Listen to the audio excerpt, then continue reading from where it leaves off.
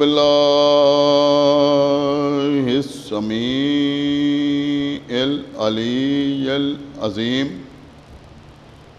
من الشیطان اللعین الرجیم بسم اللہ الرحمن الرحیم الحمد للہ الذی ہدانا لہذا وما كنا لنهتدي لولا ان هدانا الله لقد جاءت رسل ربنا بالحق الصلاة والسلام على صاحب الدين والإسلام والحل والحرام والركن والمقام والصلاة والصيام والسجود والقيام والشريعة والأحكام والحجة والبرهان والمحبة والعرفان والحق والبيان والكتاب والقرآن سيدنا ونبينا وشفيعنا ومولانا ومولى الثقلين جد الحسن والحسين أبي القاسم محمد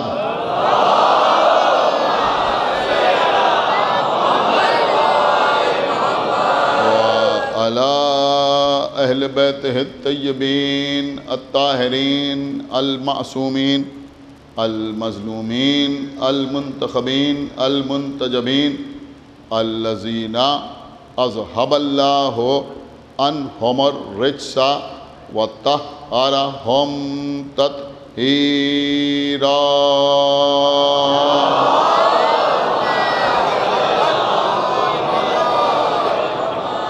ولعنة الله على أعدائهم وقتلتهم وغاصبي حقوقهم ومنكري فضائلهم ومصائبهم أجمعين من الآن إلى يوم الدين اللهم عذبهم عذابا يستغيث منه أهل النار آمين رب العالمين أما بعد فقد قال الله سبحانه تبارك وتعالى في كتابه المجيد وفرقانه الحميد وقوله الحق بسم الله الرحمن الرحيم يوم ندعو كل أناس بإمامهم صلوات محمد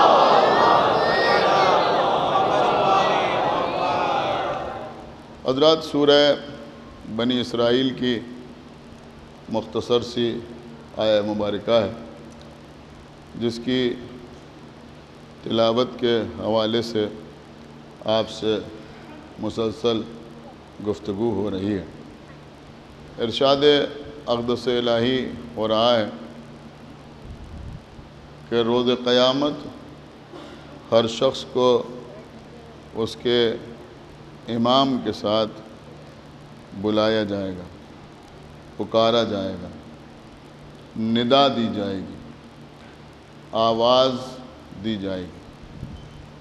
کل کی مجلس میں میں نے آپ کی خدمت میں یہ عرض کیا تھا کہ شیخ مفید علیہ الرحمہ نے یہ تحریر فرمایا ہے کہ اگر کوئی ایسا شخص جو ہمارے 11 اماموں کی امامت کا قائل نہ ہو اور وہ ہم سے ہمارے آخری امام کے سلسلے میں بحث کرے اور ہم سے سوال و جواب کرنا چاہے، دلائل طلب کرے، ثبوت مانگے، تو ہم اس سے یہی کہیں گے کہ پہلے ہم سے غدیر پر گفتگو کرو۔ جب غدیر تمہاری سمجھ میں آ جائے تو اس کے بعد تم ہم سے امام کی غیبت کے سلسلے میں گفتگو کرنا۔ عزیزوں، کل کی مجلس میں نے آپ کے سامنے اختصار کے ساتھ کچھ باتیں غدیر کے سلسلے میں عرض کی تھی۔ دیکھیے قبلہ غدیر کا مسئلہ یہ ہے کہ کبھی کبھی ہم خوش ہو جاتے ہیں اس بات پر کہ دوسرے بھی غدیر کا واقعہ بیان کر رہے ہیں۔ ظاہر سی بات ہے کہ اتنا بڑا ایونٹ ہے، اتنا بڑا واقعہ ہے، 1.25 لاکھ حاجیوں کا مجمع تھا، دن کا وقت تھا، کجاووں کا منبر تھا، رسول نے مولا علی کو ہاتھوں پر اٹھایا اور دکھایا اور فرمایا کہ من کن تو مولا ہو فہذا علی مولا۔ تو اب اس واقعے کا انکار تو کسی شخص کے بس میں نہیں ہے جو یہ کہے کہ یہ واقعہ ہوا ہی نہیں۔ یہاں پر اتنے کم لوگوں میں مجلس منعقد ہو رہی ہے، لیکن اگر کوئی کل یہ کہے کہ آغا باقر کے امام باڑے میں مجلس نہیں ہوئی تو بہت سے لوگ کھڑے ہو کے گواہی دیں گے کہ نہیں، امام باڑے میں مجلس ہوئی۔ تو جہاں اتنے لوگ ہیں وہاں کوئی انکار نہیں کر سکتا، تو جہاں 1.25 لاکھ حاجی ہوں وہاں انکار کی تو کوئی صورت ہی نہیں ہے کہ کوئی کہے کہ غدیر کا واقعہ نہیں ہو۔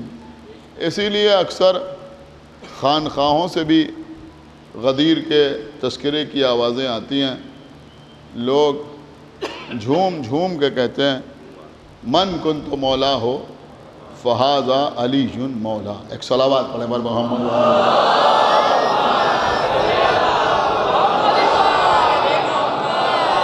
دیکھیے ایک چیز میں آپ کی خدمت، بیٹا چپ رہو، ایک صلوات پڑھیں بر محمد و آل محمد۔ دیکھیے قبلہ سنیے جو بات میں آپ کی خدمت میں عرض کر رہا ہوں، آپ کو اس بات کا اندازہ ہے کہ یہودیوں کو یہودی کیوں کہا جاتا ہے؟ یہودیوں کو یہودی کیوں کہا جاتا ہے؟ مولانا فرمان علی صاحب کا ترجمہ کیا ہوا قرآن میرے خیال میں ہر مومن کے گھر میں موجود ہوگا۔ فرمان علی صاحب نے ترجمہ بھی کیا ہے اور حاشیے بھی تحریر کیے۔ انہوں نے حاشیے پہ لکھا ہے کہ یہودیوں کو یہودی اس لیے کہا جاتا ہے کہ جب وہ لوگ اللہ کی بھیجی ہوئی کتاب کی تلاوت کرتے تھے تو مسلسل ہلتے رہتے تھے۔ خدا کے لیے بہت توجہ کے ساتھ سنیں، ایک صلوات پڑھیں بر محمد و آل محمد۔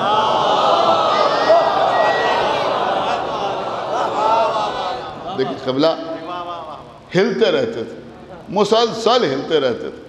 آپ اگر یوٹیوب پر سرچ کریں جی اس کے بارے میں تو ان کی کوئی عبادت ہلے بغیر پوری نہیں ہوتی، مسلسل حرکت کرتے رہتے ہیں، ہلتے رہتے ہیں۔ آپ میری طرف دیکھیں، ہلتے رہتے ہیں، حرکت کرتے رہتے ہیں۔ یہودی ہلتے رہتے ہیں، عبادت کر رہے ہیں ہل رہے ہیں، کچھ پڑھ رہے ہیں ہل رہے ہیں، دیوار گریہ کے قریب ہیں ہل رہے ہیں۔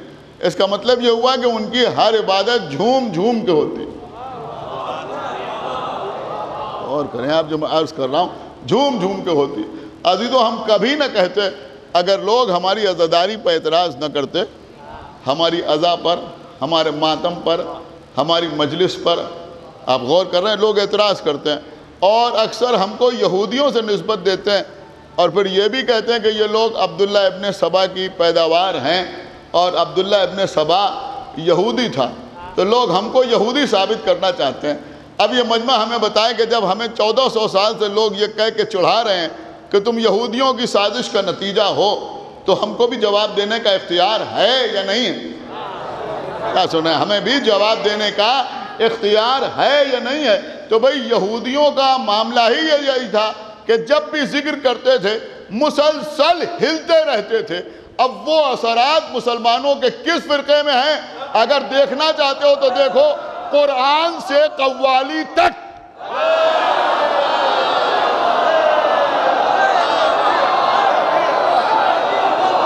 بھئی ایک صلوات پڑھیں بر محمد و آل محمد۔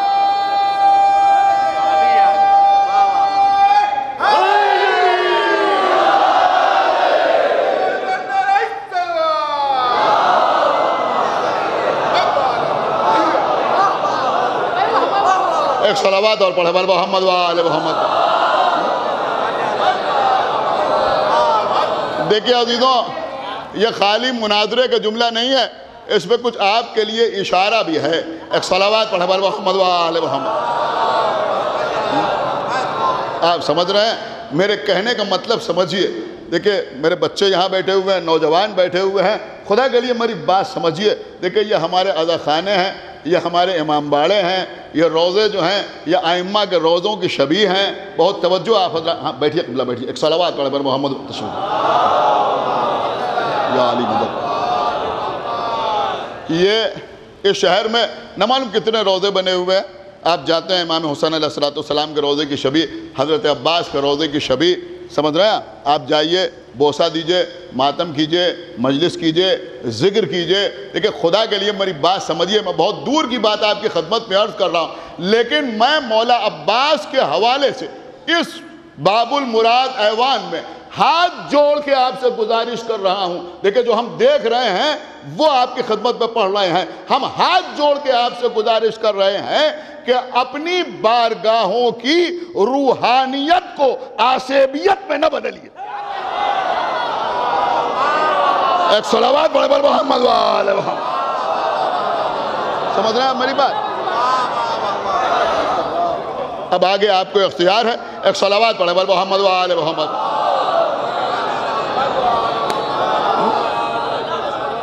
اور ایک اور بہت دور کا جملہ میں آپ کی خدمت میں عرض کر دوں کہ آپ پوری تاریخ دیکھ ڈالیے، اہل بیت اطہار سے منسوب کوئی جگہ ایسی نہیں ہے جس کا انتظام شیعوں کے ہاتھ میں رہا ہو اور وہاں کبھی یہ حالات رہے ہو۔ ایک صلوات پڑھے بر محمد و آل محمد۔ اب آپ سوچئے کہ میری بات کے اوپر کہ میں نے کیا آپ کی خدمت میں عرض کر دیا۔ ایک صلوات پڑھے بر محمد و آل محمد۔ ان چیزوں کی ہمارے یہاں کوئی گنجائش نہیں، سمجھ رہے ہیں آپ میری بات؟ ان چیزوں کی ہمارے یہاں کوئی گنجائش نہیں۔ تو میں عرض یہ کر رہا تھا کہ یہودی انہیں کا مسلسل یہ ہلتے رہتے تھے، غور فرمانا، یہ ہلتے رہتے تھے۔ ایک بات تھی جو میں نے آپ کی خدمت میں عرض کر دی۔ تو بہرحال عزیزوں، تو ان کی بہت سی سازشیں ہیں اور ان سازشوں کے تحت بھی بہت سی چیزیں ہمارے سامنے آتی ہیں۔ تو میں عرض یہ کر رہا تھا کہ خانقاہوں میں لوگ جھوم جھوم کے کہہ رہے ہیں من کنت مولا ہو فہذا علی مولا، من کنت مولا ہو فہذا علی مولا۔ انہوں نے کہا یہ قول ہے، اور جو قول کو بار بار کہے وہ قوال کہلاتا ہے۔ جو کسی قول کو دہرائے، ریپیٹ کرے، تکرار کرے، وہ قوال کہلاتا ہے۔ تو اب قوالی جو ہے اس کا آغاز اسی سے ہوتا ہے، من کنت مولا ہو فہذا علی مولا۔ تو اب ایک سوال اٹھتا ہے کہ بھئی غدیر تو سب بیان کر رہے ہیں، تو جب سب غدیر بیان کر رہے ہیں تو کیا سب ہمارے جیسے ہیں؟ نہیں قبلہ، بات یہ نہیں ہے۔ بات یہ ہے کہ بھئی غدیر بیان تو کر رہے ہیں، لیکن دیکھنے والی بات یہ ہے کہ مولا کے معنی کیا بیان ہو رہے ہیں، مولا کے معنی کیا بیان ہو رہے ہیں۔ میں کچھ عرض کر رہا ہوں، کہیں ایسا تو نہیں ہے کہ زبان پر تو من کنت مولا ہے اور دل میں سقیفہ کا صنم ہے۔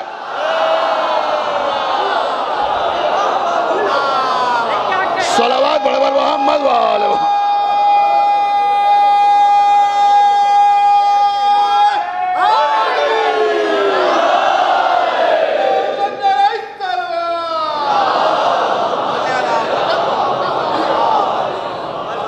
سنیے عزیزوں، ہمارے ہاں ہوائی باتیں نہیں ہیں۔ ہم یوں ہی ایسے نہیں ہے کہ ان کو بھی امام کہنے لگے اور ان کو بھی امام کہنے لگے، ان کو بھی امام کہنے لگے۔ نہیں، تمام ائمہ کے نام ہم کو رسول نے بتائیں، ہم اس میں کسی ایک کا بھی نہ اضافہ کرتے نہ کوئی کمی کرتے۔ جن کو نبی نے امام کہا ان کو ہم امام مانتے ہیں، اور کسی کو ایسے ہی امام نہیں مانتے۔ رسول اللہ نے ایک بار نہیں پہچانوایا، بار بار پہچانوایا۔ سنیے، سید علی حمدانی اپنی کتاب مودت القربہ میں تحریر فرماتے ہیں۔ سید علی حمدانی، کتاب کا نام مودت القربہ۔ سنیے، اس میں کہتے ہیں کہ جب رسول کا آخری وقت آیا، دیکھیں روایت ان کی ہے، اس کے لفظ اور حرف کے ہم ذمہ دار نہیں۔ وہ کہتے ہیں کہ جب رسول اللہ کا آخری وقت آیا تو پیغمبر نے عباس ابن عبد المطلب کو بلایا۔ یہ عباس کون؟ کہ رسول کے چچا، ان کو بلایا، اور بلانے کے بعد عباس سے کہا کہ عباس، اگر میں دین کے سلسلے میں، اسلام کی حفاظت کے سلسلے میں آپ کو کوئی وصیت کروں تو آپ اس پہ عمل کریں گے؟ تو انہوں نے ہاتھ جوڑ لیے، اور یہ کہا کہ میری ہڈیاں بوسیدہ ہو گئی ہیں، میری کمر خمیدہ ہو گئی ہے، میں بوڑھا ہو گیا ہوں، میں آپ کی کسی وصیت پر عمل نہیں کر سکتا۔ تب انہوں نے مولا علی کو بلایا، رسول اللہ نے مولا علی کو بلایا، علی آئے، کہا یا علی اگر میں آپ کو کوئی وصیت کروں تو آپ اس پر عمل کریں گے؟ دیکھیں ایک جملہ یہاں پر ہے، بڑا اہم جملہ ہے، اور اس وقت کیونکہ کثرت سے نوجوان میرے سامنے بیٹھے ہوئے ہیں، لہذا میں پیغام کی صورت میں ایک بات آپ کی خدمت میں پیش کر رہا ہوں، خدا کے لیے اتنا زیادہ عقل مند نہ بن جائیے کہ اگر خدا نخواستہ کسی کا باپ مر جائے اور کوئی تعزیت کے لیے آئے تو آپ ایسی باتیں کریں کہ تعزیت کے لیے آنے والے کو اس بات کا افسوس ہو کہ ہم کیوں آ گئے۔ آپ میری بات سمجھ رہے ہیں یا نہیں سمجھ رہے؟ صلوات پڑھے بر محمد و آل محمد۔ اب تو اولڈ ایج تھی، کافی دن سے آن بیڈ تھے، اب تو سمجھیے ان کی مشکل آسان ہو گئی، ایک صلوات پڑھے بر محمد و آل محمد۔ بھائی جو تعزیت کے لیے آ رہا ہے وہ بیچارہ افسوس ظاہر کرنا چاہ رہا ہے، وہ آپ ایسی حرکتیں کر رہے ہیں کہ اس کو افسوس ہو رہا ہے کہ صاحب ہم یہاں آئے کیوں؟ سمجھ رہے ہیں؟ یا بیٹا باپ کا شانہ ہلا ہلا کے کہہ رہا ہے کہ ابا وصیت کر دیجئے جائیداد کے بارے میں، کچھ غور نہیں کر رہے ہیں آپ۔ یہاں رسول اللہ نے مولا علی سے کہا یا علی کہ آپ ہماری وصیت پر عمل کریں گے؟ پہلی بار مولا علی کی آواز گلوگیر ہو گئی، آنکھوں میں آنسو آ گئے، اس لیے کہ رسول نے وصیت کا تذکرہ کیا تھا۔ پیغمبر نے پھر پوچھا، گلوگیر آواز سے جواب دیا کہ اللہ کے رسول آپ جو حکم دیں گے ہم اس پہ عمل کریں گے۔ تب پیغمبر اسلام جناب بلال کی طرف مخاطب ہوئے اور کہا بلال ذرا میرا امامہ لے آؤ۔ بلال امامہ لے کے آیا، کیسے سامنے رکھو، سامنے رکھا، کہا بلال میری ابا لے آؤ۔ بلال ابا لے کے آئے، کیسے بھی سامنے رکھو۔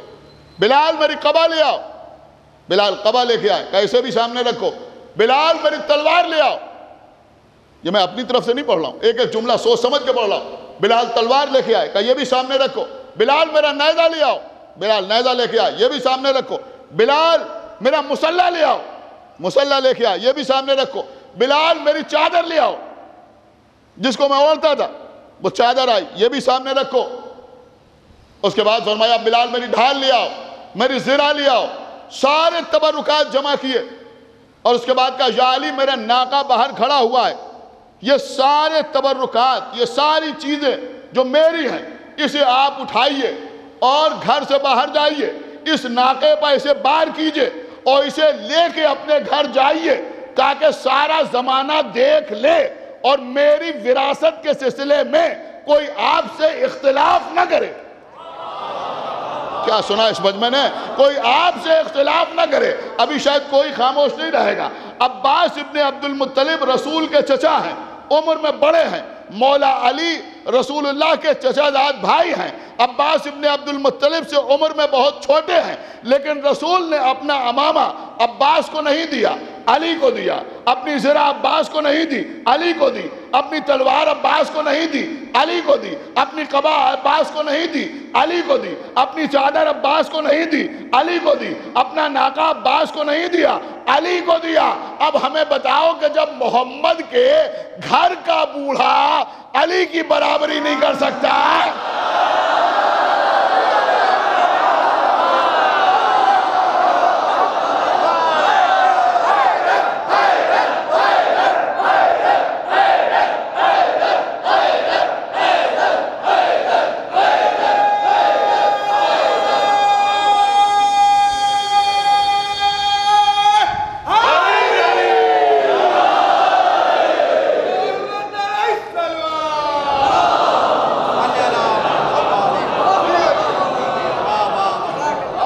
دیکھیں قبلہ جب ذاکر ممبر پہ آتا ہے تو کبھی لوگ فرمائش کرتے ہیں یہ پڑھ دیجیے گا، یہ پڑھ دیجیے گا۔ کبھی صاحب خانہ یا بانیان مجلس فرمائش کرتے ہیں، کبھی سامعین فرمائش کرتے ہیں۔ آج میرا دل چاہ رہا ہے کچھ باتیں آپ کی خدمت پہ عرض کرنے کا، لہذا میں اپنی خواہش کے مطابق آپ کی خدمت پہ عرض کر رہا ہوں۔ پوری توجہ آپ حضرات کی چاہتا ہوں۔ دیکھیں قبلہ ہمارے اور آپ کے چھٹے امام، امام جعفر صادق علیہ السلام، زیادہ دیر آپ کو زحمت نہیں دینا، ہمارے اور آپ کے چھٹے امام، امام جعفر صادق علیہ السلام۔ آج یہ نوجوان انشاءاللہ خوش ہو کے اٹھیں گے. بہت توجہ آپ حضرات کی چاہتا ہوں. اور یہ مومنین کو خوش کرنا سب سے بڑی عبادت, سب سے بڑی عبادت. اور ظاہر سی بات ہے کہ ذکر اہل بیت پر مومنین ہی خوش ہوتے ہیں, منافقین خوش نہیں ہوتے. منافقین خوش نہیں ہوتے, مومنین ہی خوش ہوتے ہیں, کوئی اور خوش نہیں ہوتے. منافقین تو طرح طرح کے سوال ہی کرتے رہتے ہیں.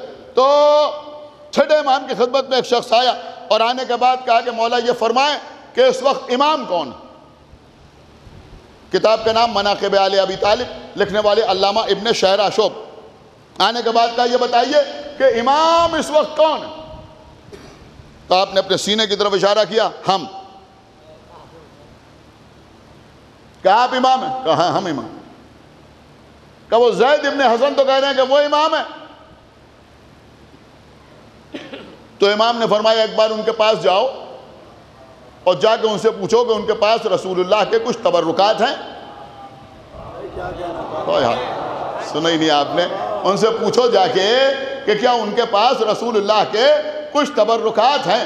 دیکھیں آپ کا ذوق سماعت دیکھ کے جی چاہتا ہے کہ آپ کی خدمت میں عرض کروں کہ رسول اللہ کی آنکھ بند ہونے کے بعد فدق تو چھین لیا گیا, اور جب فدق چھینا گیا تو ہماری شہزادی سے کہا گیا کہ رسول نے فرمایا تھا کہ ہم گروہ انبیاء نہ کسی کے وارث ہوتے ہیں اور نہ کسی کو وارث بناتے ہیں, اور جو کچھ ہم چھوڑ کے جاتے ہیں جو ترکہ ہے وہ صدقہ ہوتا ہے, اس کا کوئی وارث نہیں ہوتا. اب ہم ایک سوال کرنا چاہتے ہیں کہ بھیا فدق تو تم نے چھین لیا اور یہ کہا کہ جو رسول چھوڑ کے جاتے ہیں اس کا کوئی وارث نہیں ہوتا. یہ بتاؤ رسول کا امامہ کس کے پاس ہے, رسول کی ابا کس کے پاس ہے, رسول کی قبا کس کے پاس ہے, رسول کی ذرا کس کے پاس ہے؟ اس کا وارث کون ہے؟ اس کا وارث کون؟ یہی آپ کے چھٹے امام نے فرمایا جاؤ جا کے ان سے پوچھو کہ ان کے پاس رسول کے کچھ تبرکات ہیں. وہ شخص جناب زید ابن حسن کے پاس آیا اور آنے کے بعد کہا کہ یہ بتائیے کہ آپ امام ہیں؟ انہوں نے کہا ہاں ہم امام ہیں. کہا آپ کے پاس رسول کے کچھ تبرکات ہیں؟ کہا کیوں؟ کہا ہم وہ دیکھیں گے تبھی آپ کو امام مانیں گے. یہ شخص گھر کے اندر گیا اور اس کے بعد ایک امامہ اور ایک زرہ لے کے آیا اور کہنے لگا یہ رسول کی زرہ ہے اور یہ رسول کا امامہ ہے. جیسے آج کل لوگ منہ مبارک کی زیارت کراتے ہیں. ایک صلوات پڑھیں محمد وآل محمد. وہ بھی لے آیا, اس نے کہا یہ رسول کی زرہ ہے اور یہ رسول کا امامہ ہے. انہوں نے غور سے دیکھا, نہ تو ان کو وہ امامہ رسول کا امامہ نظر آیا اور نہ وہ زرہ رسول کی زرہ محسوس ہوئی. یہ شخص وہاں سے اٹھا اور امام جعفر صادق علیہ السلام کی خدمت میں آیا. دیکھیں سنیے, آج جو کچھ میں آپ کے سامنے فضائل پڑھ رہا ہوں وہ دل کھول کے سنیے, کان کھول کے نہیں, دل کھول کے. آنے کے بعد چھٹے امام سے کہا کہ وہاں گئے تو انہوں نے ایک امامہ دکھایا, ایک زرہ دکھائی, لیکن ہم کو ایسا محسوس نہیں ہوا کہ وہ امامہ رسول کا امامہ ہے اور وہ زرہ رسول کی زرہ ہے. کہا تو کیا چاہتا ہے؟ کہا ہم چاہتے ہیں کہ اگر آپ امام ہیں تو اب آپ دکھائیے رسول کی زرہ کیا ہے اور رسول کا امامہ کیا ہے. امام نے کہا ابھی میں تجھے دکھاتا ہوں.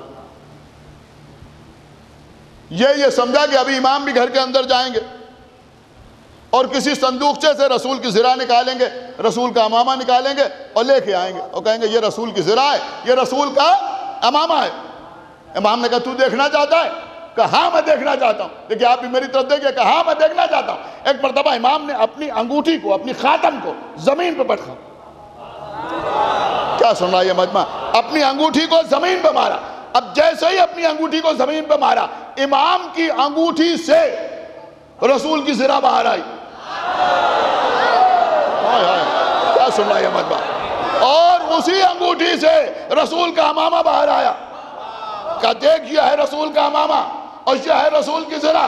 اب انکار کی کوئی سیرت نہیں تھی, کوئی صورت نہیں تھی. اس کے بعد امام نے فرمایا کہ خالی میں نے تجھے امامہ اور زرہ دکھایا نہیں ہے, بلکہ دیکھ, یہ کہہ کہ امام نے وہ امامہ اٹھایا اور اپنے سر پر رکھا. اللہ اکبر, خدا کے لیے بھائی بیدار ہوئیے. اپنے سر پر رکھا.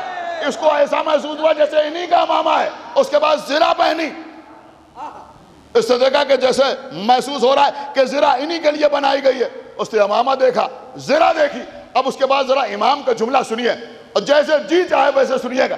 جی چاہے خاموش رہ کے سنیے, جی چاہے نعرہ لگا کے سنیے, جی چاہے داد دے کے سنیے. امام نے فرمایا دیکھا تو نے, یہ ہے رسول کا امامہ.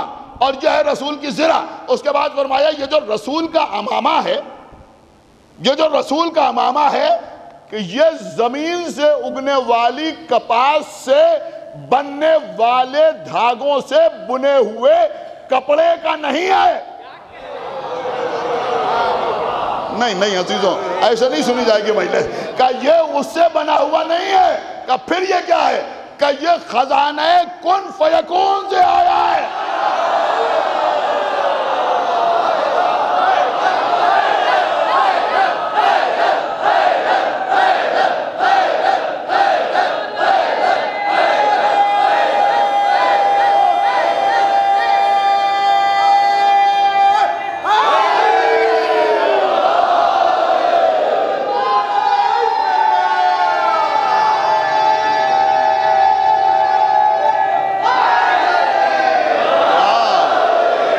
سنیں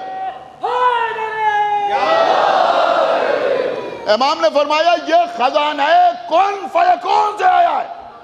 بہت سمجھدار مجمع میرے سامنے بیٹھا ہوا ہے، یہ نہ سمجھیں گے تو کون سمجھے گا؟ یہ خزانہ کن فیکون سے آیا ہے. پڑھئے مولانا فرمان علی صاحب قرآن کے حاشیے پر تحریر کرتے ہیں کہ جناب موسیٰ نے پروردگار سے کہا پروردگار میری امت یہ پوچھتی ہے کہ تو اگر کسی کو رزق دیتا ہے تو اپنے خزانے سے دیتا ہے، مال دیتا ہے تو اپنے خزانے سے دیتا ہے، عزت دیتا ہے تو اپنے خزانے سے دیتا ہے، حکومت دیتا ہے تو اپنے خزانے سے دیتا ہے، جو کچھ تو عطا کرتا ہے وہ اپنے خزانے سے عطا کرتا ہے. پروردگار میری امت پوچھتی ہے تیرا خزانہ کہاں ہے؟ قبلہ خدا کے لیے بہت بیدار ہو کے سنیے، اتنا بڑا کلیجہ چاہیے سننے کے لیے. کہ یہ بتا کہ تیرا خزانہ کہاں ہے؟ تیرا خزانہ زمینوں میں ہے، یعنی زمین کے طبقات میں ہے، یا پھر آسمانوں میں ہے؟ پہلے آسمان پر ہے، دوسرے آسمان پر ہے، تیسرے، چوتھے، پانچویں، چھٹے، ساتویں عرش پر. تیرا خزانہ کہاں ہے؟ تو اللہ نے کہا موسیٰ اپنی امت سے کہہ دو کہ میرا خزانہ نہ زمینوں میں ہے نہ آسمانوں میں ہے، بلکہ میرا خزانہ ہے کن فیکون. اللہ اکبر. میرا خزانہ ہے کن فیکون. مطلب یہ ہے کہ اللہ کو کسی کو کچھ عطا کرنے کے لیے زمین کی طرف رخ نہیں کرنا پڑتا کہ یہاں سے اٹھایا اور ان کو دے دیا، پہلے آسمان سے کچھ اٹھایا انہیں عطا کر دیا، دوسرے آسمان سے کچھ اٹھایا انہیں عطا کر دیا. اس کی شان یہ ہے کہ کن فیکون، اس نے کہا ہو جا. سن رہے ہیں آپ یا نہیں سن رہے؟ اس نے کہا ہو جا اور وہ شے ہو گئی. اللہ جس کو جو کچھ دیتا ہے وہ خزانہ کن فیکون سے عطا کرتا ہے. اور اللہ کا وہ خزانہ امام کی انگوٹھی میں ہوتا ہے.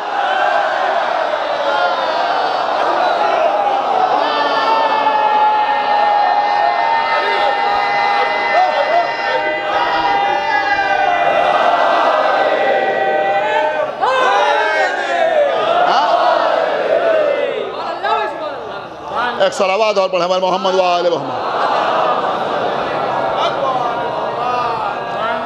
دیکھیں قبلہ فضائل اہل بیت وہ ہیں کہ ان کی کوئی حد نہیں ہے، کوئی پریشان نہ ہوا کرے. کسی خطیب نے یہ بیان کیا، اب یہ سوچ کے نہ بیٹھ جائیے کہ اتنے بڑے خطیب نے پڑھا لہذا بس.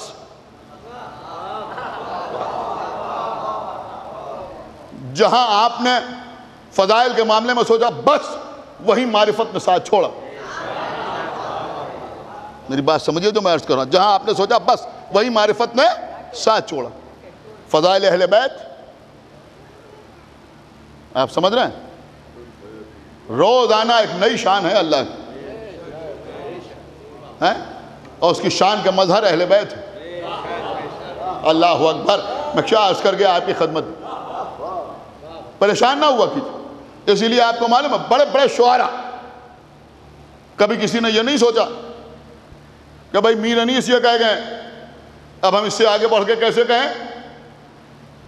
میر انیس نے جہاں تک سمجھا انہوں نے بیان کیا. یہ سمجھ رہے ہیں یہ نظم کر رہے ہیں. اور عزیزوں آپ کبھی غور تو کیجئے، مرزا دبیر جیسا شاعر ایک بات کہی ایک ربائی میں اور دوسری ربائی میں اپنی اسی بات سے بڑھ کے کوئی بات نظم کر دی. کیوں؟ کہ بھئی فضیلت اہل بیت کے سلسلے میں کوئی سمجھدار ضدی نہیں ہوتا.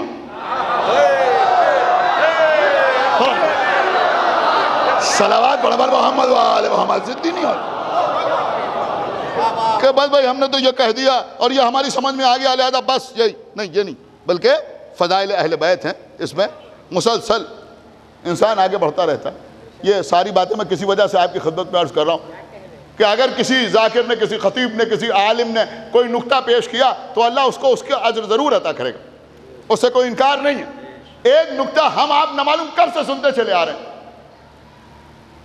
اور بہترین نکتہ ہے، اس سے انکار بھی نہیں ہو سکتا کہ جب جناب سلیمان نے اللہ سے ملک مانگا، حکومت مانگی، تو جبرائیل ایک انگوٹھی لے کے آئے.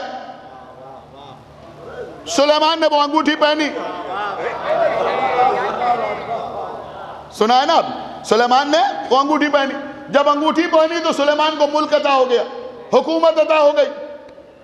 وہ سلیمان کی انگوٹھی انبیاء میں وراثت کے طور پہ آگے بڑھتی رہی، رسول کے پاس آئی، رسول نے وہ انگوٹھی مولا علی کے حوالے کر دی.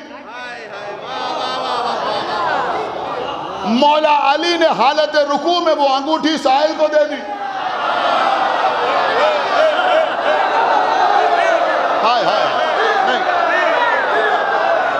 مولا علی نے وہ انگوٹھی سائل کو دے دی.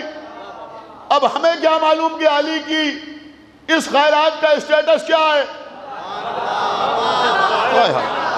لیکن اللہ نے بتایا انما ولیکم اللہ ورسولہ والذین آمنوا الذین یقیمون الصلاۃ ویؤتون الزکاۃ وہم راکعون. اللہ ولی ہے، اس کا رسول ولی ہے، اور وہ مومنین خاص ولی ہے کہ جو نمازوں کے قائم کرنے والے ہیں اور حالت رکوع میں زکوٰۃ دینے والے ہیں.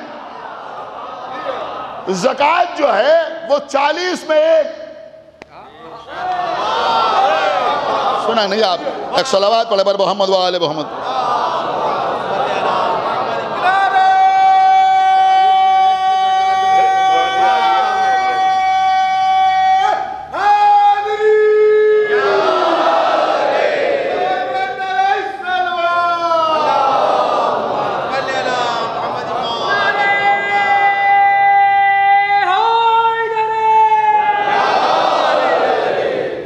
یعنی 40واں حصہ زکوٰۃ کہلاتا ہے. حالانکہ میں تھوڑی سی وضاحت بھی کر دوں کہ زکوٰۃ 40ویں حصے کو نہیں کہتے، اس کو سمجھیے. 40 میں ایک مطلب 41 میں بھی ایک، 42 میں بھی ایک، 50 میں بھی ایک، 60 میں بھی ایک، 79 تک ایک.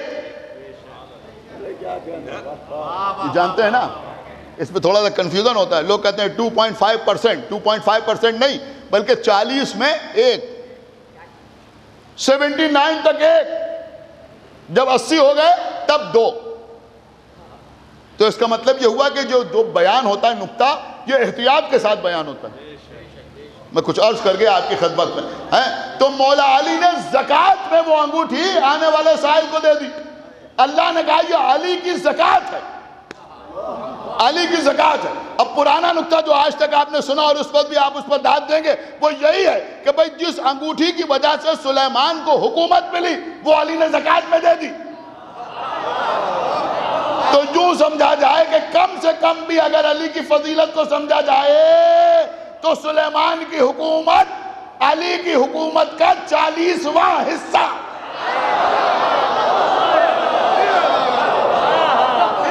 سن لیا آپ نے؟ یہ نکتہ تو آپ نے سنا ہوگا. اب اس وقت میری محنت کیا کہوں بلکہ مولا کیا تھا.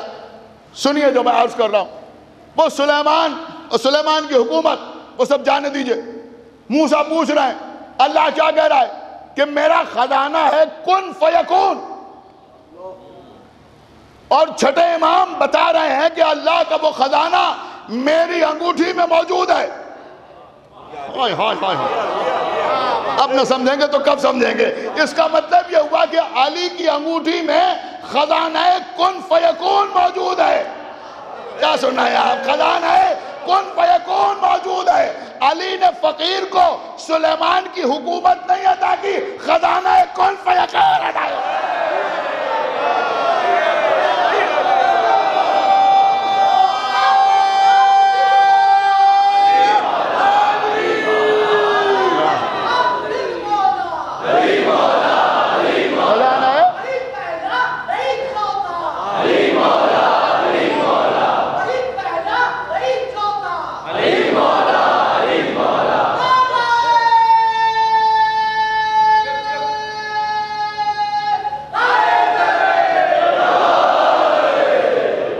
اسے کہتے ہیں امامت. امامت کسی معمولی چیز کا نام نہیں ہے.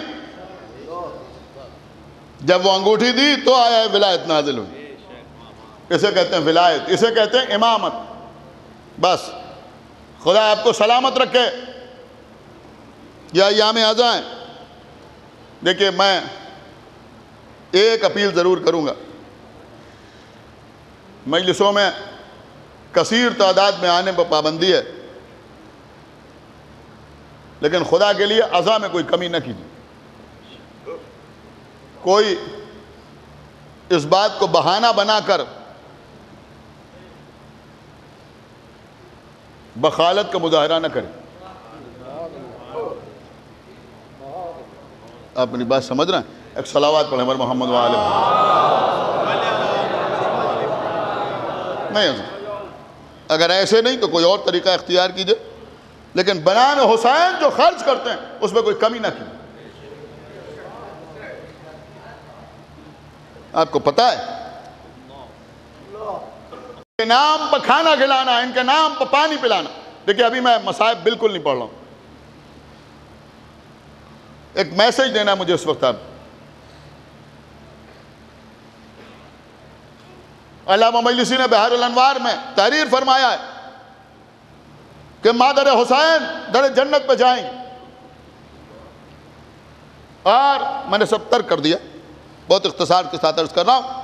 اور پھر اللہ کہے گا کہ آپ جنت پہ تشریف لائیں, تو بی بی کہیں گی پروردگار میں دیکھنا چاہتی ہوں کہ تیری نگاہ میں میرا رتبہ کیا ہے. اللہ کہے گا واپس چلی جائیے, اور جتنے آپ کے شیعہ ہوں ان کو لے کے آئیے, ہم ان کو بغیر حساب و کتاب کے داخل جنت کریں گے. چونکہ لوگوں کو شیعہ کی حقیقت معرفت نہیں ہے, لہذا لوگ کبھی کبھی شک کا اظہار کرنے لگتے ہیں. بی بی میدان محشر میں آئیں گی, ایک ایک شیعہ کو روایت کے جملے ہیں, پیغمبر کی حدیث کے جملے ہیں, اس طرح سے چن چن کے اٹھائیں گی کہ جیسے کوئی طائر بیکار دانوں سے کام کے دانوں کو چن لیتا ہے. پھر جب وہ شیعہ در جنت پہ جائیں گے تو آواز آئے گی کہ تم بھی جنت میں آ جاؤ. تو وہ بھی کبھی داہنی جانب دیکھیں گے, کبھی بائیں جانب دیکھیں گے, اور کہیں گے پروردگار ہم بھی دیکھنا چاہتے ہیں کہ تیری نگاہ میں ہمارا مرتبہ کیا ہے. دیکھیں شیعہ ہونا بھی کوئی آسان نہیں. ہم تو عرف عام میں شیعہ کہے جاتے ہیں, ورنہ شیعہ ہونا کوئی آسان بات نہیں. لیکن آگے گنجائش ہمارے لیے بھی. یہ مجلس کا تبرک, یہ سبیل, یہ کیا ہے آپ کو پتا ہے؟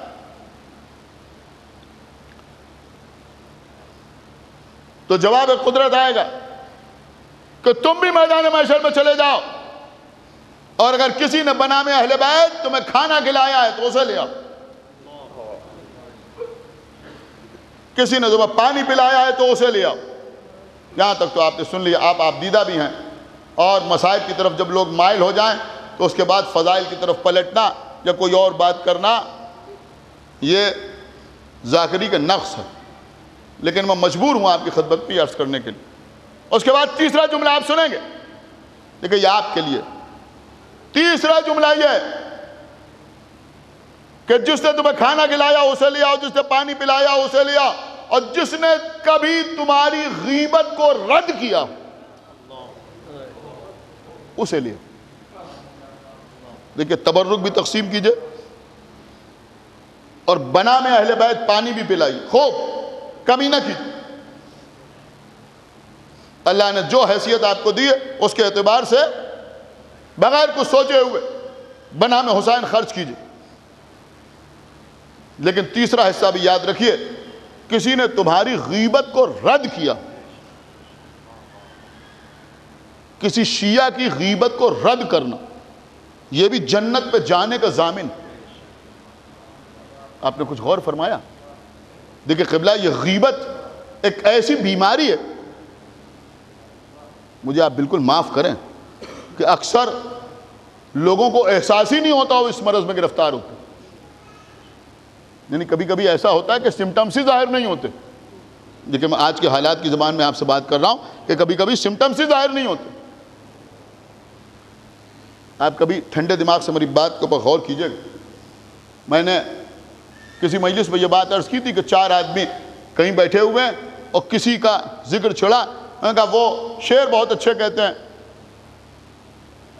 اب عزیزوں سننے والوں کے پیٹ میں درد ہونے لگتا ہے. میں نے کہا وہ مجلس بہت اچھی پڑھتے ہیں, وہ مجلس بہت زوردار کرتے ہیں, اپنی تبرک بہت اچھا بانٹتے ہیں, ان کے گھر میں شب بیداری بہت اچھی ہوتی ہے. آپ کو پتہ ہے ری ایکشن کیا ہوتا ہے؟ دیکھیں مجلس ریکارڈ ہو رہی ہے اور چھوٹی چھوٹی کلپس بنا کے بھی لوگ ڈالتے ہیں, لہذا میں عرض کر رہا ہوں ہوتا کیا ہے. میں کہا ہاں شعر تو اچھے کہتے ہیں مگر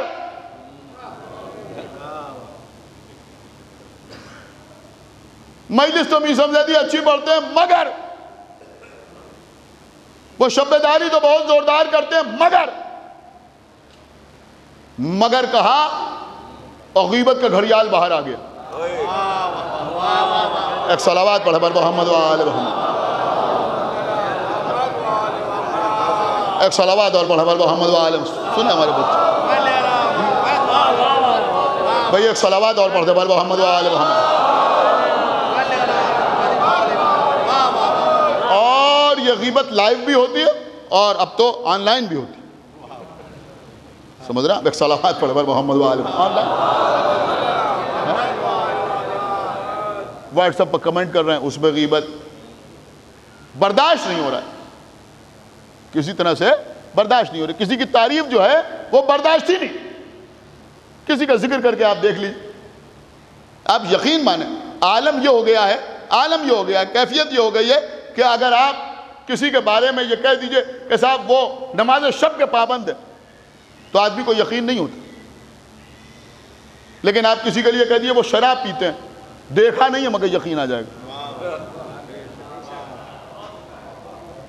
میں غلط تو نہیں کہہ رہا ہوں. ایک صلوات پڑھیں بر محمد و آل محمد. کوئی گواہی نہیں ہے مگر یقین آ گیا, اور وہ بھی خالی اپنی ذات تک رکھا نہیں. اب سنا تم نے سنا, اب وہ جو ہیں وہ ایک صاحب کہہ رہے تھے وہ شراب پیتے, انہوں نے اس کو اور آگے فارورڈ کر دیا. یہاں یہ بھی نہیں کہنا پڑتا پلیز فارورڈ. ایک صلوات پڑھیں بر محمد و آل محمد. آپ مجھے بتائیے یہ کیا ہے؟ دیکھیں کرونا کا ماحول چل رہا ہے, کووڈ کا ماحول چل رہا ہے. اس میں بہت سی چیزیں سامنے آئیں. مثلا انہوں نے کہا بھئی آپ کو خود چیک کرنا ہے کہ آپ کو کووڈ ہے یا نہیں ہے, کرونا ہے یا نہیں ہے, تو کیا کیجئے. میں کہا بھئی 50 سیکنڈ تک یا 40 سیکنڈ تک سانس روک کے دیکھیے. اگر اتنی دیر تک سانس روک لیجئے تو اس کا مطلب یہ ہوا کہ آپ نگیٹو ہیں. اس طرح کی چیزیں آ رہی تھیں نا, اب وہ کہاں تک صحیح تھیں کہاں تک یہ مجھے نہیں معلوم, لیکن اس طرح کی باتیں آنے کا بھئی یہ کر کے دیکھیے, آپ کو احساس ہو جائے گا کہ آپ کووڈ پازیٹیو ہیں یا نگیٹو ہیں. ایک چھوٹا سا ٹیسٹ میں آپ کو بتا رہا ہوں, چھوٹا سا ٹیسٹ. یہ ایمان کا ٹیسٹ, یہ تقوی کا ٹیسٹ, یہ پرہیزگاری کا ٹیسٹ, یہ دینداری کا ٹیسٹ. نہیں میں کچھ اور جملے کہہ دوں تاکہ تھوڑا سا غیرت پر چوٹ لگے کہ یہ گھر کی تعلیم و تربیت کا ٹیسٹ, یہ خاندانی شرافت کا ٹیسٹ, یہ باپ کی طرف سے آئی ہوئی نجابت کا ٹیسٹ ہے, یہ ماں سے ملی ہوئی شرافت کا ٹیسٹ ہے. کیا سن رہے ہیں آپ؟ اب اتنے جملے میں نے آپ کے خدمت میں عرض کر دیے. کبھی اس ٹیسٹ کو بھی کر کے دیکھیے گا کہ کسی پروگرام میں کسی نشست میں 4 لوگوں کے بیچ میں بیٹھیے اور کوشش کیجئے کہ 10 منٹ بولیے لیکن کسی کی غیبت نہ ہونے پائے. ایک صلوات پڑھیں بر محمد و آل محمد. 10 منٹ ایک صلوات اور پڑھیں بر محمد و آل محمد. سن رہا ہے ددو بھائی؟ 10 منٹ بیٹھیے کہیں اور کسی کی غیبت نہ ہونے پائے, کسی کی برائی نہ ہونے پائے. کچھ لوگوں کے ذہن میں یہ بات بیٹھی ہوئی ہے, میں کہا صاحب ان میں یہ ہے پایا جاتا ہے لہذا یہ غیبت تھوڑی ہے. ارے وہی تو غیبت ہے. کیا سن رہے ہیں؟ وہی تو غیبت. کچھ چیزیں عجیب و غریب ہمارے یہاں رائج ہو گئی ہیں. میں نے کہا صاحب ہمیں غلط بات برداشت نہیں ہے. ارے ارے ارے کیا بک رہے ہیں؟ اس کا مطلب یہ ہوا کہ آپ کو برداشت ہی نہیں ہے. میں کچھ عرض کر رہا ہوں, بات صحیح ہو تو وہاں برداشت کرنے کا کیا سوال؟ نہیں بہت آسانی سے آپ نے سن لیا. اگر بات صحیح ہو تو وہاں برداشت کرنے کا کیا سوال ہے؟ برداشت تو غلط بات ہی کرنا پڑتی.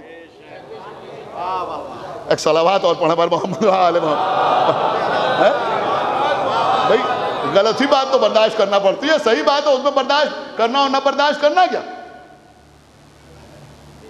تو لوگ سوچتے ہیں کہ صاحب ان میں یہ عیب پایا جاتا ہے لہذا یہ بیان کرنا غیبت نہیں. یہی غیبت ہے. کسی میں کوئی عیب پایا جاتا ہو اور آپ اس کو کسی اور کے سامنے بیان کریں, اسی کا نام غیبت ہے. اسی کا نام غیبت ہے.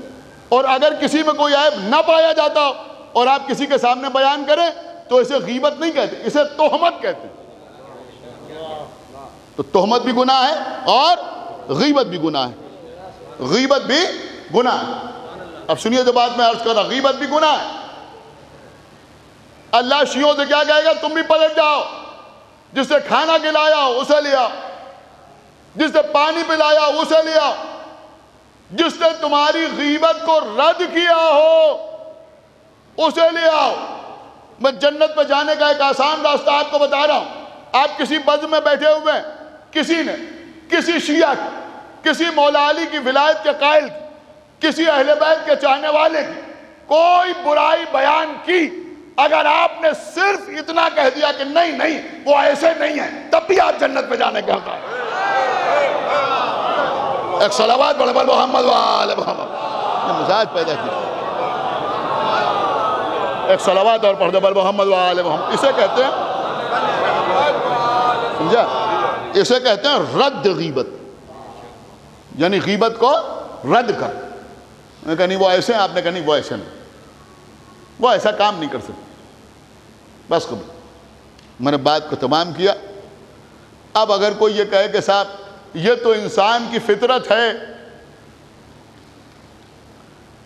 کہ وہ اس طرح کی گفتگو کرے گا, تو اگر یہ فطرت ہے تو اس فطرت کی تسلی کے لیے اہل بیت کے دشمن بہت ہیں. ایک صلوات پڑھیں پر محمد وآل محمد. ایک صلوات پڑھیں پر محمد وآل محمد. بس میں نے بات کو تمام کیا. تو بہرحال اہل بیت کے نام پر اور خاص طور سے امام حسین علیہ السلام کے نام پر کسی کو کھانا کھلانا, کسی کو پانی پلانا, کیوں؟ کہ اس لیے کہ کربلا کے میدان میں حسین کے چھوٹے چھوٹے بچے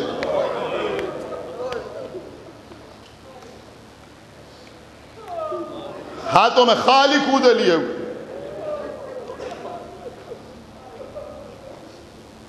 العطش کی آوازیں بلند کر رہے ہیں.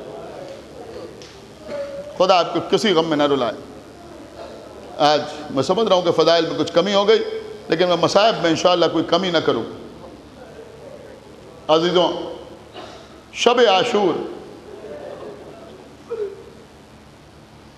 جناب ہور اپنے خیمے کے سامنے کھڑے ہوئے. غلام آیا, آنے کے بعد کہتا سرکار خیمے میں چلیے, کھانا تیار ہے. اور نے غلام کی طرف دیکھا, کہا تو نے کھانے کا انتظام کیا ہے؟ ہاں. کہا پانی کا بھی اہتمام کیا ہے؟ کہا آب سرد کے جام دسترخوان پر رکھے ہوئے. اور نے ایک ہاتھ سے بیٹے کا بازو پکڑا, دوسرے ہاتھ سے غلام کی کلائی پکڑی, دونوں کو لے کے اس خیمے میں داخل ہوئے. دیکھا دسترخوان بچھا ہوا ہے, ٹھنڈے پانی کے جام رکھے ہوئے. دونوں سے پوچھا کہ یہ بتاؤ کہ یہ کیا ہے؟ دونوں نے یک زبان ہو کے کہا کہ پانی ہے. اور دونوں کو لے کے خیمے سے باہر آئے. کچھ قدم خیام حسینی کی طرف بڑھے. جب ادھر سے العطش کی آواز آنے لگی تو ان دونوں سے پوچھا یہ بتاؤ کہ یہ کیا ہے؟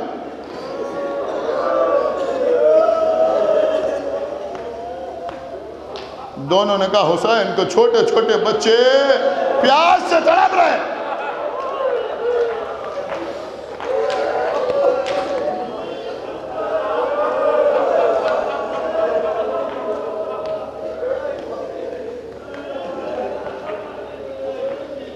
پیاس سے چھوٹے چھوٹے بچے تڑپ رہے ہیں۔ کہ یہ بتاؤ کہ ہم پانی پئیں اور ساقی کوثر کے خاندان کے چھوٹے چھوٹے بچے پیاسے رہیں؟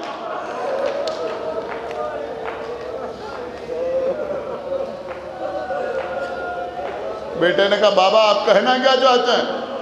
کہا بیٹا میں ایک طرف جنت دیکھ رہا ہوں، ایک طرف جہنم دیکھ رہا ہوں، مجھے جہنم میں جانا گوارا نہیں، میں حسین کی جانب جانا چاہتا ہوں۔ بابا بسم اللہ چلیے۔ نہیں بیٹا ہم رات کو نہیں جائیں گے، جب صبح ہوگی تب ہم جائیں گے۔ کوئی یہ نہ کہے کہ اور رات کا فائدہ اٹھا کے چلا گیا۔ صبح ہوئی اور عمر سعد کے پاس آئے، آنے کے بعد کہا یہ بتا کہ کیا اب صلح کی کوئی صورت نہیں ہے؟ اس نے کہا نہیں اب صلح کی کوئی صورت نہیں، اب تو جنگ ہوگی اور ایسی جنگ ہوگی کہ زمانہ یاد کرے گا۔ کہا اگر جنگ ہوگی تو میں تلوار بھی چلاؤں گا۔ اس نے کہا مجھے تم سے یہی امید تھی کہ تم تلوار چلاؤ گے۔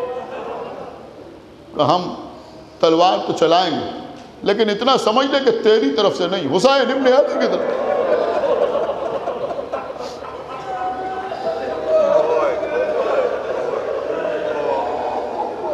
کیا تو ڈر گیا؟ اگر کوئی مجھ سے پوچھتا ہے کہ سب سے بڑا بہادر کون ہے تو میں تیرا نام لیتا۔ کہا ہاں میں ڈر گیا مگر موت سے نہیں، جہنم سے، آگ کے شعلوں سے، عذاب الہی سے۔ یہ کہہ کہ اور چلے۔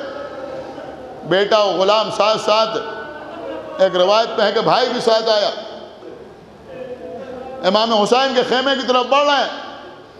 چلتے چلتے حر نے گھوڑے کو روکا، بیٹا آگے بڑھا، بابا کیا جانب حق جاتے ہوئے قدم رکتے بھی ہیں؟ بیٹا میرے قدم نہیں رک رہا۔ کہ پھر؟ کہ بیٹا میں حسین کا گناہگار ہوں، خطا کار ہوں، میں حسین کا مجرم ہوں۔ اے بیٹا مجھے حسین کے سامنے ایسے لے چلو جیسے کوئی مجرم جاتا ہے۔ اے بیٹا اس رومال سے میرے ہاتھ باندھ دو۔ دیکھیں قبلہ ہم بھی گناہگار ہیں، یہ ایام عزا ہیں، یہ ہمارے گھروں میں بچوں کو جو ہتکڑیاں اور بیڑیاں پہنائی جاتی ہیں، گلے میں توق ڈالا جاتا ہے، اس کی تعلیم ہمیں حر سے بھی ملی ہے، اپنے ہاتھ بنوا دیے، حسین کے سامنے جا رہے ہیں، قیدی بن کے جا رہے ہیں، مجرم بن کے جا رہے ہیں۔ اے بیٹا یہ نقاب میرے چہرے پہ ڈال دو۔ یہ حسین کے جو چھوٹے چھوٹے بچے الاتش الاتش کہہ رہے ہیں نا، ان کے ذمہ دار میں ہوں۔ اے بیٹا میں حسین کے بچوں کو منہ دکھانے کے لائق نہیں ہوں۔ بیٹے نے نقاب حر کے چہرے پہ ڈالی۔ روئیے عزیزو روئیے، آج حسین کے مہمان کا ماتم۔ نہیں جملہ بدل کے عرض کروں، آج آپ کے مہمان کا ماتم ہے۔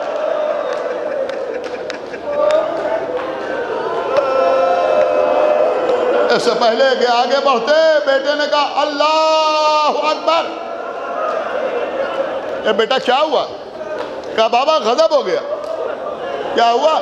کہا عباس و علی اکبر ہمارے استقبال کے لیے آ رہے ہیں۔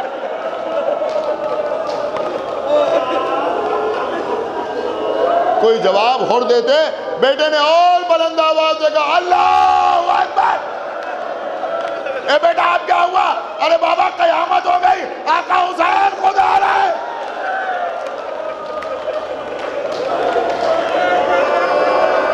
اپنے کو گھوڑے سے گرایا، آواز دی میرے لال حسین کے میرے پاس آنے سے پہلے مجھے حسین کے قدموں تک پہنچا دے۔ بیٹے نے حور کو حسین کے قدموں تک پہنچایا، حور نے بندھے ہوئے ہاتھوں سے حسین کے قدموں کو پکڑا. آقا کیا میرے ایسے خطاوار کی خطا بھی معاف ہو سکتی ہے؟ اٹھایا، ہاتھوں کو کھولا، سینے سے لگایا. تیری ماں نے تیرا کیا اچھا نام رکھا.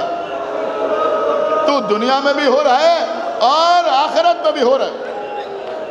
کوئی کمی انشاءاللہ مصائب میں آج نہیں ہوگی. آپ رونے کے لیے آئے ہیں.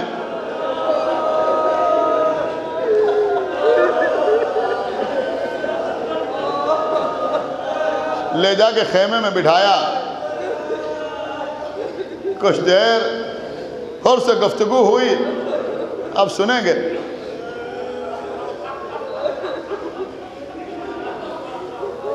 آنے والا جیسا مہمان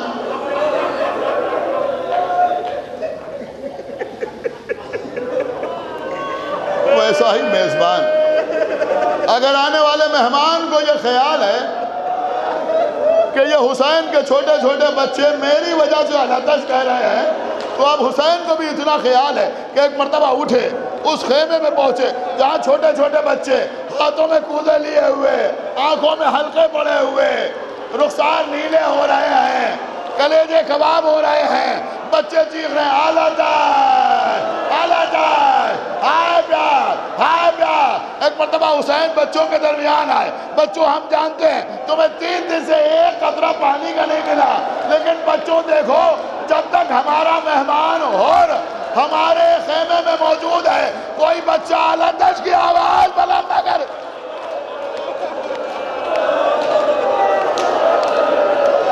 جزاک اللہ. مولا سلامت رکھے آپ کو.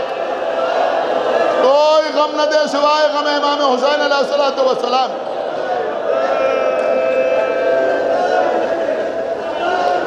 بچے خاموش ہوئے. کہا آؤ بچوں ہمارے ساتھ. سارے بچے آئے. دیکھیں قبلہ اکثر ایسا ہوتا ہے، آپ کسی کے گھر مہمان گئے، اس کے چھوٹے چھوٹے بچے آئے، اس نے بچوں سے کہا چچا کو آداب کرو، چچا کو سلام کرو. چھوٹے چھوٹے بچے آپ کو سلام کرتے ہیں نا، آپ دعا دیتے ہیں بچوں زندہ رہو، سلامت رہو، ترقی کرو، پڑھو لکھو، خوش رہو، آباد رہو، ماں باپ کا سایہ تمہارے سروں کو برقرار رہے. ایک مرتبہ حسین ان سارے بچوں کو اس خیمے میں لے کے آئے جہاں حور موجود تھے. بچوں سے کہا آؤ ہمارے مہمان کو سلام. اللہ اکبر. اب عزیزو حور نے دیکھا چھوٹے چھوٹے بچے، کملائے ہوئے چہرے، آنکھوں میں حلقے پڑے ہوئے. ابھی 2-4 بچے سلام کرتے ہوئے گزرے تھے، حور گھبرا کے کھڑے ہو گئے. آقا کتنا امتحان لیجیے گا، اب میدان میں جانے کی اجازت دے رہی ہے.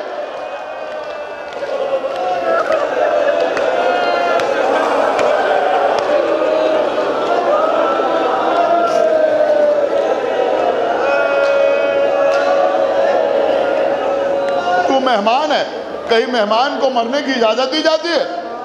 آقا اب مہمان نوازی یہی ہے، اب میدان میں جانے کی اجازت دے دیجئے. بڑی مشکل سے اجازت ملی. سب سے پہلے حور کا غلام گیا، آقا حسین پہ اپنی جان قربان کر دی. اب حور نے بیٹے کی طرف دیکھا، بیٹا بسم اللہ.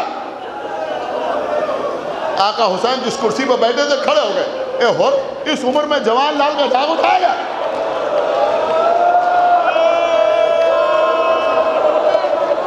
اس عمر میں جوان لال کا داغ اٹھائے گا؟ برداشت کر سکنا تو کر لینا.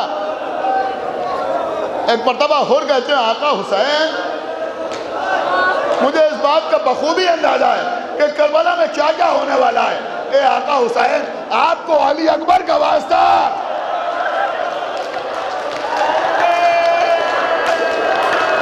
روئیے. آقا آپ کو علی اکبر کا واسطہ، میرے لال کو میدان میں جانے کی اجازت دیجیے.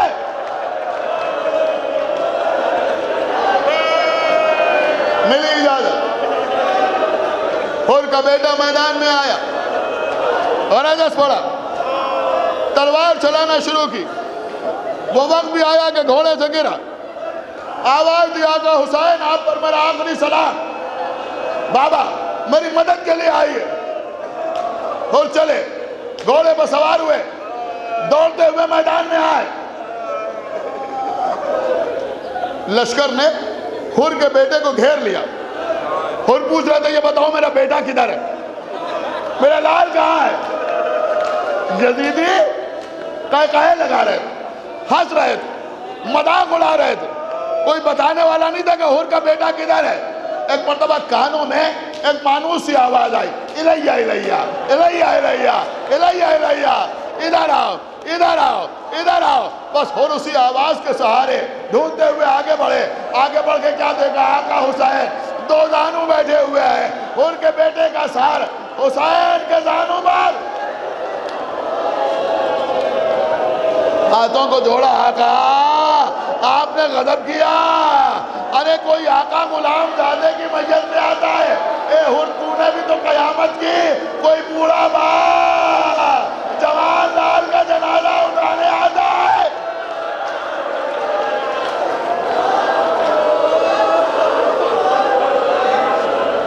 ہماری جان قربان عزیزو, حر کے بیٹے کا لاشا حسین نے اٹھایا, لے کے خیمے میں آئے, گنج شہیدہ میں لاشوں کو رکھا. ایک جملہ زندگی بھر رونے کے لیے کافی ہے. ایک مرتبہ حسین بی بی زینب کے خیمے کے قریب آئے, آواز دی بہن زینب دیکھو ہم حر کے بیٹے کا لاشا لے کے آئے ہیں. اے بہن زینب دیکھو گریہ میں کوئی کمی نہ ہونے پائے, ہمارے مہمان کو احساس نہ ہو کہ بچے کی ماں رونے کے لیے موجود ہے.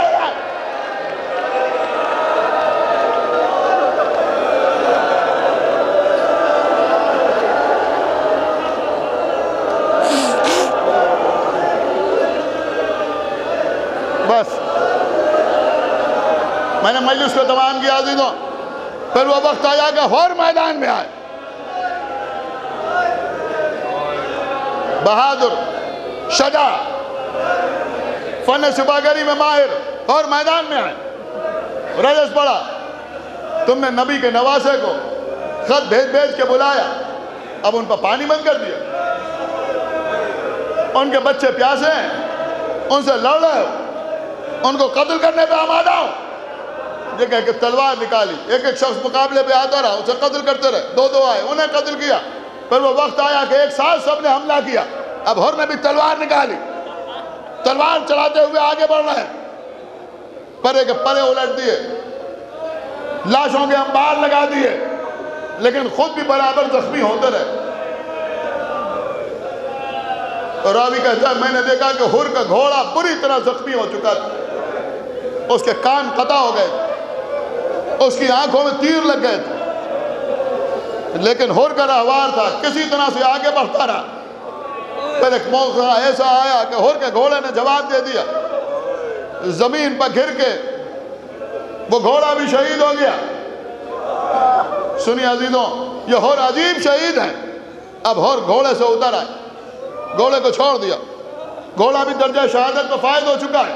اب حر نے پیدل جنگ کرنا شروع کی, پیادہ کربلا کے میدان میں حر جنگ کر رہے ہیں.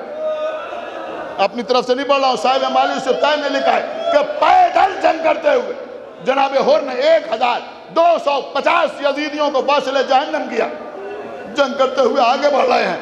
اب عزیزوں سامنے سے تیروں کی بوچھار ہونے لگی, لوگ دور سے پھینک پھینک کے نیزے مارنے لگے, کچھ لوگ حر پر پتھر برسانے لگے. عزیزوں لیکن حر جنگ کرتے ہوئے آگے بڑھ رہے ہیں. اب جسم کے ہر حصے سے خون بہ رہا ہے, لیکن حسین کی محبت میں آگے بڑھتے چلے جا رہے ہیں. ایک مرتبہ ایک شخص نے زہر میں بجھا ہوا ایک تیر چلایا جو حر کی پیشانی پہ آگے لگا. عزیزوں پیشانی میں تیر پیوست ہوا, حر زمین کی طرف چلے, آواز دی آقا حسین, اپنے مہمان کی خبر لیجئے. بیٹا علی اکبر آگے بڑھو, بھیا عباس آگے بڑھو. بنی ہاشم کے جوان آئے, حسین گھوڑے سے اترے, حر کے سرہانے بیٹھے, سر اٹھا کے زانوں پر رکھا. ابھی کچھ سانسیں باقی تھیں. کہا حر کوئی آخری بات کہنا چاہتے ہو؟ کہا آقا, میرے آقا, میں صبح آپ کی خدمت میں حاضر ہوا ہوں. آقا کوئی ایسی نشانی دے دیجئے کہ کوئی مجھے جنت پہ جانے سے روکنے نہ پائے. کہا حر کوئی اذیت تو نہیں ہے؟ کہ آقا پیشانی میں جو تیر لگائے اس کی وجہ سے جو خون ہے وہ رک نہیں رہا ہے۔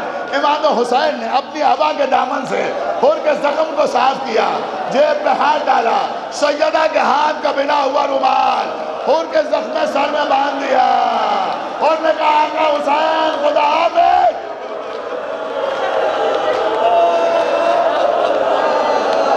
جزاک اللہ، جزاک اللہ۔ مولا آپ کو کسی غم میں نہ رلائے سوائے غم امام حسین علیہ السلام کے۔ اور نے کہا حسین خدا حافظ۔ حور کی روح جنت کو پرواز کر گئی۔ میں ہاتھ جوڑوں گا، اے جناب حور، آپ کے صدقے میں ہماری بھی خطائیں بخشوا دی جائیں۔ بس ابھی تو مجلس تمام ہو رہی ہے، لیکن کم سے کم آخر وقت میں چاہنے والا کریم ابن کریم حسین آ گیا، جس نے زخم کو صاف کر دیا، رومال سے پٹی باندھ دی۔ لیکن جب حسین زخموں سے چور چور زمین کربلا میں آئیں گے تو نہ کوئی زخموں کو صاف